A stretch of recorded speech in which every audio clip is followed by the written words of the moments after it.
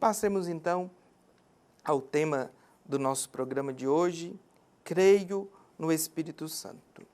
A nossa profissão de fé, né, é aquilo no que se baseia a nossa fé, o que nós acreditamos, como católicos que somos. Ela traz, então, várias profissões, entre aspas, várias afirmações. Creio em Deus Pai, Criador do céu e da terra. Creio em Jesus Cristo, e depois vai falar de tudo que Jesus Cristo realizou.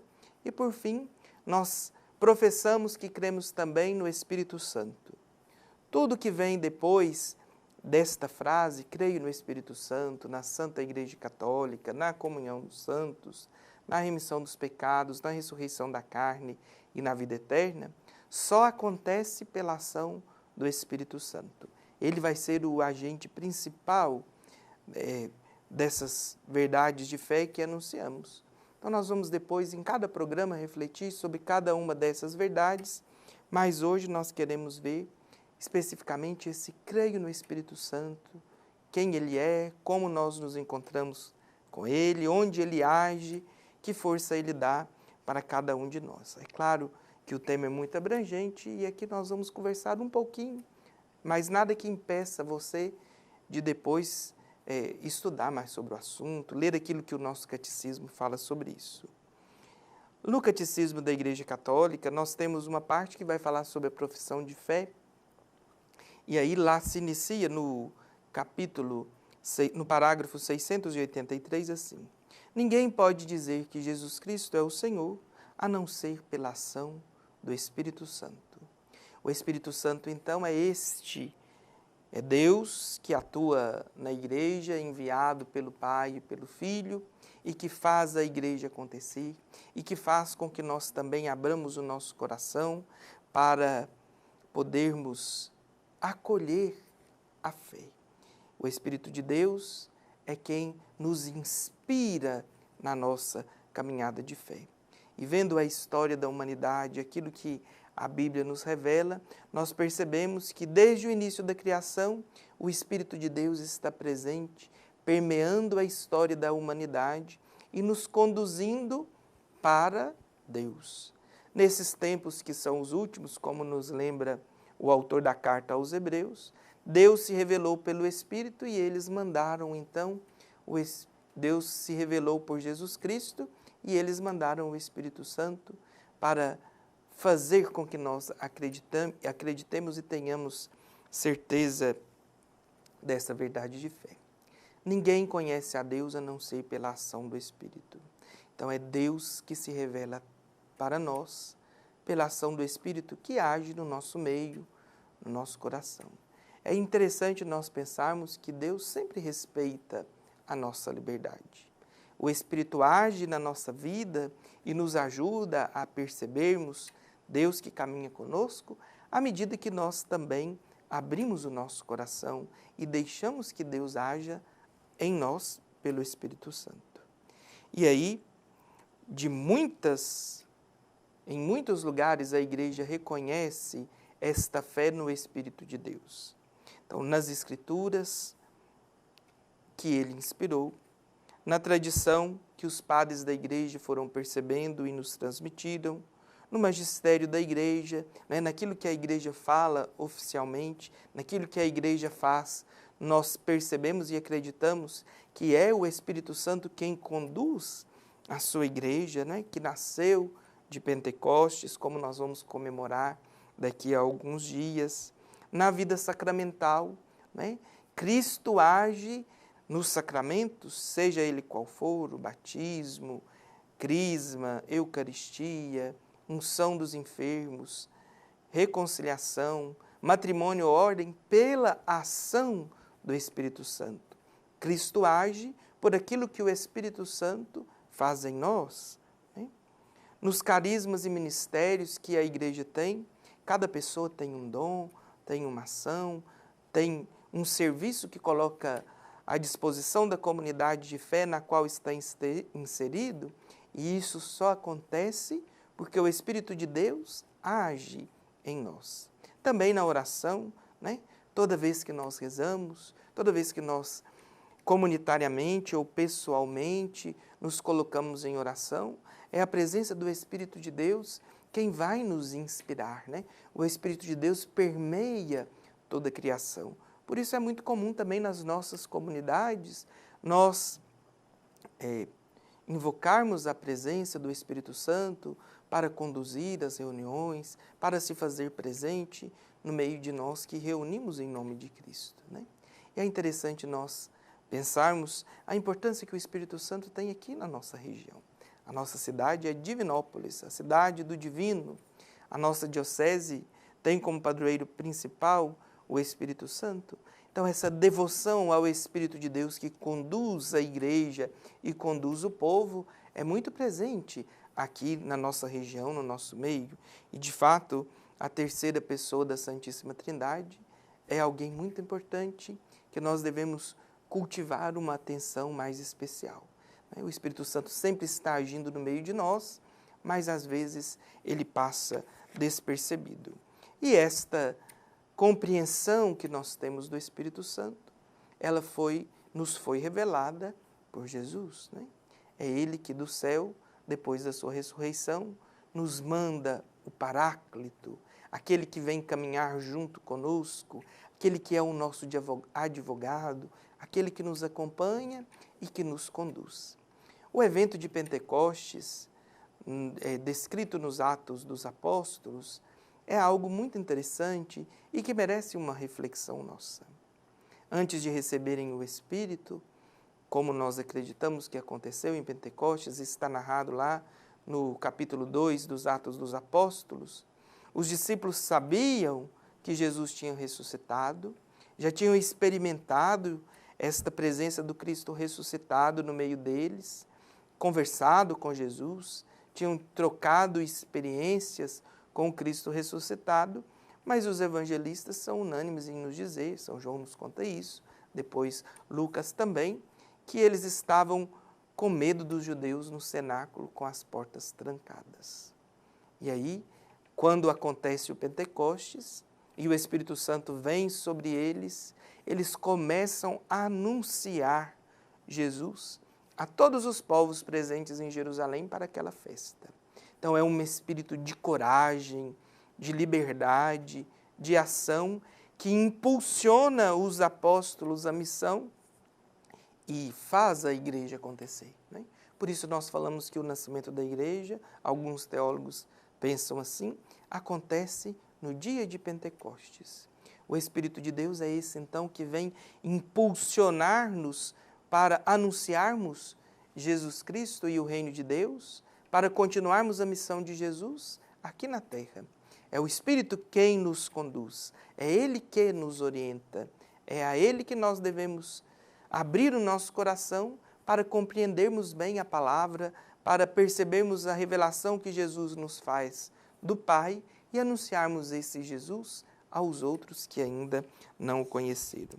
Vários são os símbolos do Espírito que nós vamos perceber nas Escrituras e na igreja. A água, né?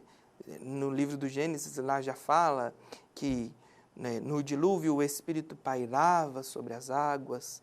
Em várias passagens do Antigo Testamento, nós vamos perceber a ação do Espírito de Deus ligada às águas. Quando Jesus é batizado no Rio Jordão, naquele momento há uma manifestação do Espírito em forma de pomba. E no nosso batismo, nós acreditamos que pela água o Espírito Santo age em nós e nós nos tornamos filhos de Deus, participantes da comunidade de Cristo. Mas não só a água, o fogo, porque o Espírito Santo é aquele que nos purifica, nos queima, é um fogo abrasador que não acaba, que nos torna mais próximos de Deus, né? Então tem também a unção por excelência, né? No sacramento da crisma, quando nós confirmamos o nosso batismo e recebemos de maneira mais plena o Espírito Santo, nós somos ungidos na nossa testa. No sacramento da ordem também, quando somos ordenados padres, nossas mãos são ungidas para nos lembrar que pelo Espírito Santo é que nós vamos abençoar, né? O bispo é ungido na sua cabeça quando ele é ordenado. A mão, né? O gesto de impor as mãos nos lembra a transmissão do Espírito Santo, né? Por isso, quando o padre vai abençoar, quando nós vamos abençoar algum objeto, mesmo na oração eucarística, né? Na epiclese, que é quando nós pedimos ao Espírito Santo durante a missa para que transforme o pão e o vinho no corpo e sangue de Cristo e que transforme aquela comunidade de fé no corpo místico de Cristo, nós pedimos a vinda do Espírito Santo através da imposição das mãos. Então, as mãos também são símbolo do Espírito que age no meio de nós e, como eu já mencionei na hora que falava da água, também a pomba. No dilúvio, é uma pomba que traz um ramo para Noé, mostrando que a vida começa a brotar novamente. E Jesus, quando é batizado, o Espírito aparece numa forma de pomba. E nós vamos perceber, como eu disse antes também, que o Espírito Santo age durante toda a história do povo de Deus, né? Na criação, o Espírito já estava presente. Na promessa, quando Deus promete a Abraão uma descendência numerosa, nós percebemos também ali a ação do Espírito de Deus que conduz Abraão, que faz com que ele abra o seu coração e que ele busque novamente, né, encontrar-se com Deus, seguir o caminho que Deus lhe ensina. Em todas as teofanias, na entrega da lei, teofania são aquelas manifestações de Deus no Antigo Testamento, nós percebemos muitas vezes de maneira implícita ou explícita a presença do Espírito de Deus que age, que conduz o seu povo, que coloca homens para liderarem o povo, né? Moisés é convocado a seguir o seu povo. Também no reino, durante o reinado, o Espírito conduz os reis. No exílio, o Espírito manda os profetas para anunciarem a Deus que continua salvando o seu povo. E assim, por toda a história da salvação, nós percebemos a presença do Espírito atuando no meio do povo de Deus. Então, desde a criação, nós vemos o Espírito de Deus agindo em favor do seu povo. E aí, em João Batista, o precursor, o Espírito também age. São Lucas nos conta que quando Isabel recebe a visita de Maria, o menino saltou de alegria no seu ventre e ficou cheio do Espírito Santo. Maria também concebe a Jesus pela ação do Espírito Santo. Por isso Jesus é o Cristo, que significa ungido, aquele que pela ação do Espírito Santo se encarnou e trouxe a salvação para nós. Jesus Cristo é o ungido por excelência. E no Pentecostes, como nós dizemos, nasce a igreja. O Espírito Santo, o dom de Deus, é comunicado a nós, que somos os cristãos, os seguidores de Cristo, e que pela ação dele vamos continuar fazendo com que o reino de Deus aconteça no nosso meio. Então, meus irmãos e irmãs, é preciso que nós abramos o nosso coração, deixemos que o Espírito Santo haja em nós, para de fato nós podermos ser a igreja de Jesus Cristo, não é? O Espírito Santo, a partir do momento que nós deixamos ele nos conduzir, ele nos cura, ele nos alimenta, ele nos orienta, ele nos conduz e nos leva pelos caminhos que vão nos colocar nos braços do Pai, no coração de Jesus. Tenhamos então essa devoção ao Espírito Santo. Daqui uns dias, na nossa Catedral Diocesana, nós teremos a festa do Divino Espírito Santo, um momento bonito de fé, e é preciso nós conhecermos aquilo que professamos. Todo domingo, toda festa, nós proclamamos a nossa fé. Creio no Espírito Santo. É preciso então nós percebermos que ele age na nossa vida de povo de Deus desde a criação. E é ele quem nos conduz a Jesus, é ele que nos leva ao Pai. É preciso então que nós deixemos ele tomar conta da nossa vida. E a leitura do Evangelho de hoje é um evangelho curtinho, são apenas 3 versículos. Vão falar sobre a importância de nós abrirmos o nosso coração a esse amor que vem de Deus. E o amor de Deus no meio de nós, é claro, é o Espírito Santo. Ouçamos com atenção. O Senhor esteja convosco, Ele está no meio de nós. Proclamação do Evangelho de Jesus Cristo, segundo João. Naquele tempo, Disse Jesus a seus discípulos: Como meu Pai me amou, assim também eu vos amei. Permanecei no meu amor. Se guardardes os meus mandamentos, permanecereis no meu amor, assim como eu guardei os mandamentos do meu Pai e permaneço no seu amor. Eu vos disse isto para que a minha alegria esteja em vós e a vossa alegria seja plena. Palavra da salvação, glória a vós, Senhor. Jesus está continuando no texto do Evangelho que nós ouvimos hoje, a narração do Evangelho da videira. Eu sou a videira, vós sois os ramos. Permanecei no meu amor. Permanecer no amor de Jesus significa nós ouvirmos a sua palavra, nós abrirmos o nosso coração à ação do Espírito Santo e deixarmos que o Espírito Santo conduza a nossa caminhada de fé. É nós ouvirmos aquilo que o Senhor nos diz na sua palavra e deixarmos que esta palavra transforme a nossa vida. É assim que Deus age em cada um de nós. Então Jesus nos convida hoje a permanecermos no amor. E permanecer no amor significa ouvir aquilo que Deus tem a nos dizer, deixar que esta palavra de Deus transforme a nossa vida, deixar que o Espírito de Deus nos ilumine e nos conduza na nossa caminhada cristã.